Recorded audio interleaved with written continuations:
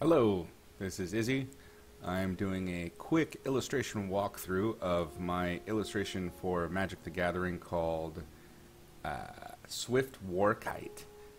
This is being done for originalmagicart.com, where they're doing a feature on this particular illustration. I thought this would be a good accompaniment to everything I've written so far.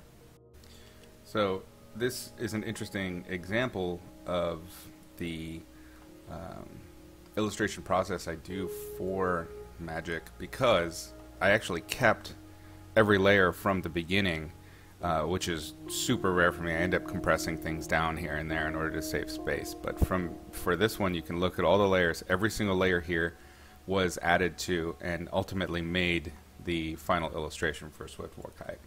For a description of the original commission and for a breakdown of the art direction that I was given during that, please read the article. This is going to be all about just like the decisions I made in the art process.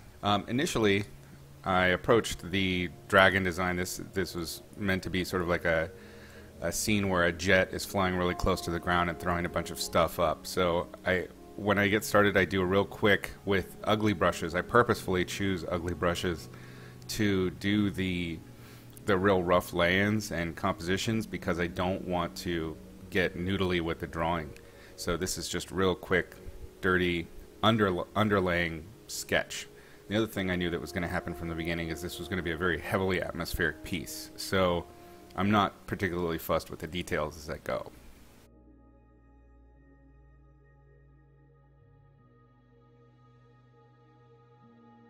There's the clouds. I wanted to get that cool spiral effect of the jet wash that's coming off of the end of the wings. There's the fulgurousness, lightning all over the place, and I believe one more screen pass.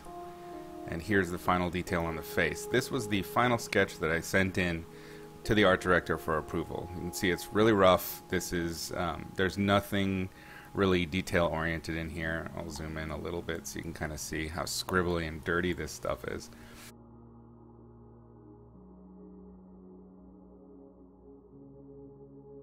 Really, it's just about capturing the mood and selling the moment, and that's all you really need with your early illustration sketches. This is a relatively simple composition, so I didn't have to worry too much about adding lots of background features or anything like that. It's all going to be about atmosphere and the lighting situation. So the notes back were to fix a little bit of anatomy on the dragon itself, add some little riders on horses for detailed, to add scale for the whole thing.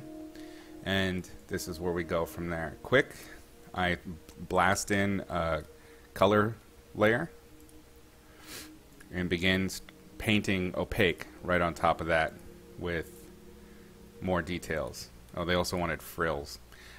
So I had to kind of match a little bit closer the dragon concept, or the particular species that they had. I added some more to the wings because it's a feathered type deal. More lightning, and here's our riders. I know that they're going to be mostly silhouette, so I don't worry too much about details. I just try and capture the feeling of rider and then light them accordingly in really, really simple lighting, because they're going to be so small. These don't need to be rendered out. Remember that, or it's always important to remember the size of your final illustration. So for Magic, the final illustration is like 2 inches. I don't even think it's a full 2 inches at its biggest, and these guys are barely visible. So it's not something that you need to concern yourself too much about. More lighting, more opaque areas, and emphasizing the atmosphere. Lots of detail is being ignored back here because we're trying to draw attention to the focal point. I captured the whole thing, rotated it, and this is to give it a little bit more kind of a action Dutch angle thing going on. Sexy it up a little. I realized all my horses were the same size, so I changed the size of that guy.